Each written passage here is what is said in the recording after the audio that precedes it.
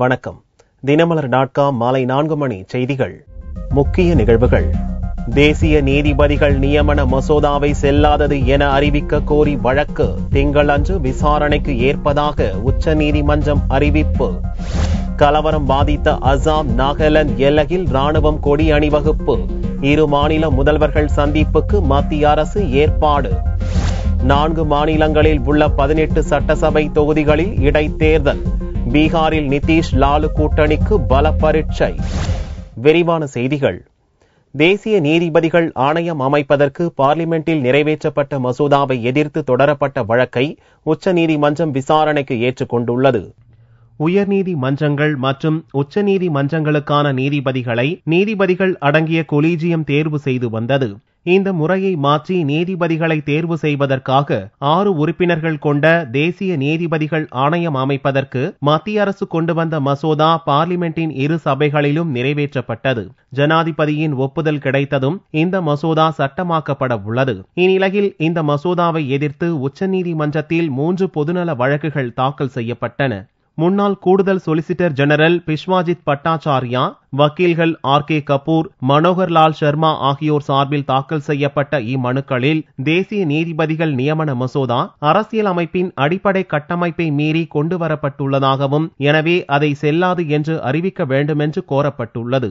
உச்சநீதிமன்றம் மற்றும் உயர்நீதிமன்றங்களில் நீதிபதிகளை நியமிக்கவும், ஒரு உயர்நீதிமன்றத்தில் இருந்து இன்னொரு உயர்நீதிமன்றத்துக்கு நீதிபதிகளை இடமாற்றம் செய்யவும் உச்சநீதிமன்ற தலைமை நீதிபதிக்கு அரசியலமைப்பு சட்டம் அதிகாரம் அளித்துள்ளதாகவும், ஆனால் தற்போதைய புதிய மசோதாவின் மூலம் அது கேள்விக்குறியாகி உள்ளதாகவும் மனுவில் தெரிவிக்கப்பட்டுள்ளது. இம்மனுக்கள் தலைமை நீதிபதி லோதா தலைமையிலான அமர்வு முன் விசாரணைக்கு வந்தது. அப்போது இந்த மனுக்கள் அவசர முக்கியத்துவம் வாய்ந்தவை என்பதால் உடனடியாக விசாரணைக்கு எடுத்துக் கொள்ளப்பட வேண்டும் என்று கோரப்பட்டது. இதையடுத்து இவ்வழக்கு வரும் திங்களன்று விசாரணைக்கு எடுத்துக் கொள்ளப்படும் என்று தலைமை நீதிபதி லோதா அறிவித்தார். கலவரம் பாதித்த அசாம் மற்றும் நாகாலாந்து மாநிலங்களின் எல்லைப் பகுதியில் ராணுவத்தினர் கொடி அணிவகுப்பு நடத்தினர்.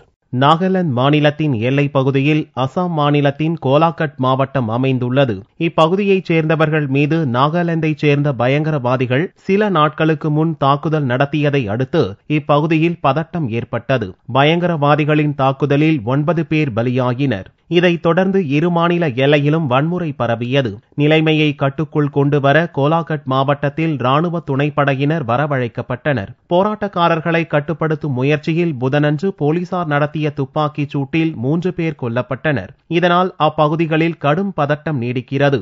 நிலைமையை கட்டுக்குள் கொண்டு வர வன்முறை பாதித்த பகுதிகளில் வியாழனன்று ராணுவத்தினர் கொடி அணிவகுப்பு நடத்தினர். இப்பிரச்சனைகள் குறித்து பிரதமர் நரேந்திர மோடி மத்திய உள்துறையிடம் அறிக்கை கேட்டுள்ளார். இந்நிலையில் இப்பிரச்சனைக்கு தீர்வு காண இரு மாநில முதல்வர்களின் சந்திப்புக்கு மத்திய அரசு ஏற்பாடு செய்துள்ளது. கவுஹாத்தியில் நடக்கும் பேச்சுவார்த்தையில் மத்திய உள்துறை இணையமைச்சர் கிரண் ரிஜிஜு பங்கேற்கிறார். 4 மாநிலங்களில் உள்ள 18 சட்டசபை தொகுதிகளில் வியாழனன்று இடைத்தேர்தல் நடந்தது. பல்வேறு காரணங்களால் பீகார், ராஜஸ்தான், கர்நாடகா மற்றும் பஞ்சாப் மாநிலங்களில் காலியாக உள்ள மொத்தம் 18 தொகுதிகளில் வியாழனன்று இடைத்தேர்தல் நடந்தது. பீகாரில் உள்ள 10 தொகுதிகளில் நடக்கும் இடைத்தேர்தல் முக்கியத்துவம் வாய்ந்ததாக கருதப்படுகிறது. அரசியலில் எதிரிகளாக செயல்பட்டு வந்த லாலு பிரசாத்தின் ராஷ்டிரிய ஜனதா தளமும் முதல்வர் நிதிஷ்குமாரின் ஐக்கிய ஜனதா தளமும் 20 ஆண்டுக்கு பின் தற்போது காங்கிரசுடன் கூட்டணி அமைத்துள்ளன. பாரதிய ஜனதாவும் ராம்விலாஸ் பாஸ்வானின் லோக்ஜன சக்தியும் இதற்கு எதிராக கூட்டணி அமைத்துள்ளன. இடைத்தேர்தல் நடக்கும் தொகுதிகளில் நக்சலைட்கள் ஆதிக்கம் அதிகம் உள்ள ஹாஜியாபூர், பேர்பட்டா, பங்கா பகுதிகளில் கூடுதல் போலீசார் பாதுகாப்பு பணியில் ஈடுபடுத்தப்பட்டனர். கர்நாடகாவில் சிக்கோடி, பெல்லாரி புறநகர், ஷிகாரிபுரா ஆகிய 3 தொகுதிகளிலும், ராஜஸ்தானில் 3 தொகுதிகளிலும், பஞ்சாப் மாநிலத்தில் 2 தொகுதிகளிலும் இடைத்தேர்தல் நடந்தது. 18 தொகுதிகளுக்கும் வரும் 25ஆம் தேதி ஓட்டு எண்ணிக்கை நடத்தப்பட்டு முடிவுகள் அறிவிக்கப்படுகின்றன. எல்லையில் போர் நிறுத்தத்தை மீறி பாகிஸ்தான் தாக்குதல் நடத்தும் போதெல்லாம் இந்தியா தக்க பதிலடி கொடுத்து வருவதாக ராணுவ அமைச்சர் அருண் ஜேட்லி தெரிவித்துள்ளார். காஷ்மீர் எல்லையில் பாகிஸ்தான் ராணுவம் போர் நிறுத்த ஒப்பந்தத்தை மீறி தொடர் தாக்குதல்களில் ஈடுபட்டு வருகிறது. இம்மாதம் மட்டும் 13 முறை தாக்குதல் நடத்தியுள்ளது.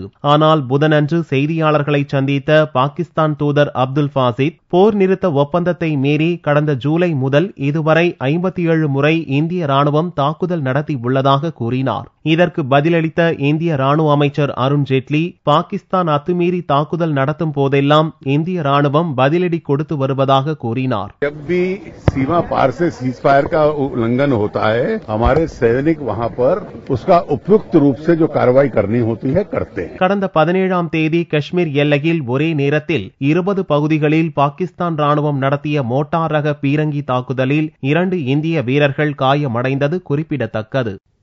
ஜெயலலிதா சசிகலா மீதான வருமான வரித்துறை வழக்கில் சமரச மனுவை வருமான வரித்துறையின் டெல்லி கமிட்டி விசாரித்து முடிவெடுக்கும் என்று எழும்பூர் நீதிமன்றத்தில் தெரிவிக்கப்பட்டுள்ளது.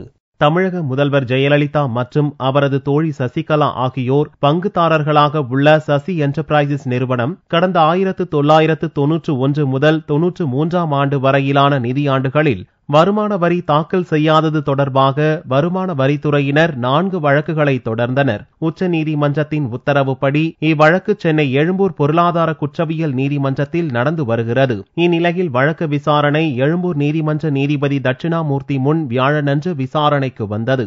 அப்போது ஜெயலலிதா தரப்பில் ஆஜரான வக்கீல் கருப்பையா வருமான வரித்துறையில் ஜெயலலிதா தரப்பில் கொடுத்த சமரச மனு மீதான விசாரணை முடியவில்லை என்று தெரிவித்தார். அப்போது வருமான வரித்துறை சார்பில் ஆஜரான வக்கீல் ராமசாமி, ஜெயலலிதாவின் சமரச மனு மீது முடிவெடுக்க விசாரணை கமிட்டி அமைக்கப்பட்டுள்ளதாகவும் அந்த கமிட்டி வியாழனன்று காலை 11 மணிக்கு கூடி மனு மீது ஆய்வு செய்து முடிவை அறிவிக்கும் என்றும் தெரிவித்தார். கமிட்டியின் முடிவை வியாழனன்று மாலை 4 மணிக்கு நீதிமன்றத்தில் தெரிவிக்க உள்ளதாகவும் குறிப்பிட்டார். இதையடுத்து வழக்கின் விசாரணையை வியாழன் மாலை 4 மணிக்கு ஒத்திவைத்து நீதிபதி தட்சிணாமூர்த்தி உத்தரவிட்டார்.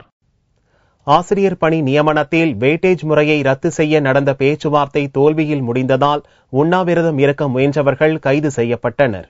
பட்டதாரி ஆசிரியர் பணி நியமனத்தின் போது வெயிட்டேஜ் முறை பின்பற்றப்படும் என்று அரசு அறிவித்தது.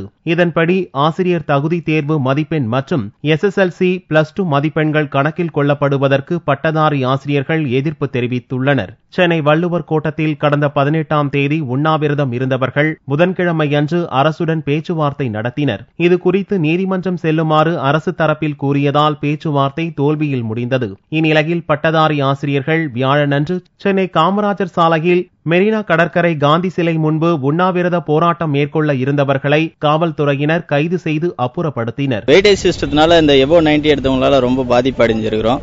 பிலோ 90 எடுத்தவங்களாம் வேலை கிடைச்சிருக்கு. எபோ 90 180 எடுத்தவங்களுக்கு கூட வேலை கிடைக்கலைங்க. ரொம்ப கஷ்டப்பட்டு படித்தோம். எல்லா சிலபஸ் கவர் பண்ணி தான் படித்தோம். +2 டிகிரி லெவல் கூட கவர் பண்ணி தான் படித்தோம்.